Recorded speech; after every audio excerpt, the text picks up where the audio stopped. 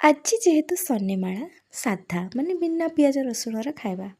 ଫିକା ଫିକା ତ ମୁଁ ଖାଇପାରିବିନି ମୋ କ୍ୟାରେକ୍ଟର ସହିତ ଖାଇବାଟା ବି ମ୍ୟାଚ୍ କରିବା ଦରକାର ଚଟପଟା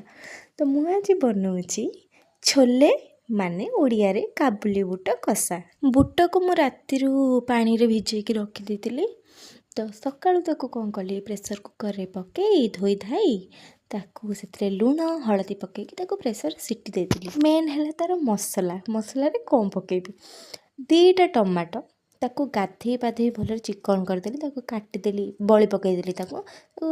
ରଖିଦେଲି ଗ୍ରାଇଣ୍ଡର୍ ଜାର୍ରେ ସେଥିରେ ଅଳ୍ପ ଟିକେ ଅଦା ଆଉ ଜିରା ବାସ୍ ଏତିକି ତାକୁ ଗ୍ରାଇଣ୍ଡିଙ୍ଗ କରିଦେଲି ତା ମାନେ କଡ଼େଇ ଗରମ ହେଲା ସେଥିରେ ତେଲ ଟିକେ ପକାଇଲି ସେଥିରେ ଯେଉଁ ମସଲାଟା ବନେଇଥିଲି ତାକୁ ସେଥିରେ ବିସର୍ଜନ କରିଦେଲି ତାପରେ ସେଥିରେ ସବୁ ପକାଇବା ଆମର ଭିନ୍ନ ଭିନ୍ନ ପ୍ରକାରର ମସଲା ହଳଦୀ ଲଙ୍କାଗୁଣ୍ଡ ସ୍ୱାଦ ଅନୁସାରେ ଲୁଣ ତା ସାଙ୍ଗକୁ ଜିରା ଗୁଣ୍ଡ ଜିରା ଲଙ୍କାଗୁଣ୍ଡ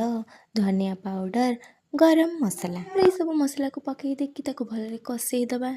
ଯେମିତିକି ତା'ର ପୁରା ତେଲ ବାହାରିଯିବ ତେଲ ବାହାରିଗଲା ପରେ ଜାଣିଯିବ କି ମସଲାଟା କଷିଗଲା ତା'ର ପାଣି ମରିଗଲା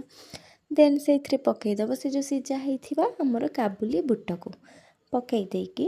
ତାକୁ ତା'ର ଯେଉଁ ପାଣିଟା ଅଛି କାବୁଲି ବୁଟରେ ଯେଉଁଟା ଆମେ ସିଝେଇଥିଲେ ସେ ପାଣିଟା ମରିବା ପର୍ଯ୍ୟନ୍ତ ଝୋଳ ରଖିବା ପାଇଁ ଚାହୁଁଛ ରଖିପାରିବ ଯେ ଝୋଳ ନ ରଖିବା ପାଇଁ ଚାହୁଁଛ କଷେଇଲା ଭଳିଆ କରିବା ପାଇଁ ଚାହୁଁଛ ସେ ପାଣିଟା ମରିବା ପର୍ଯ୍ୟନ୍ତ ତାକୁ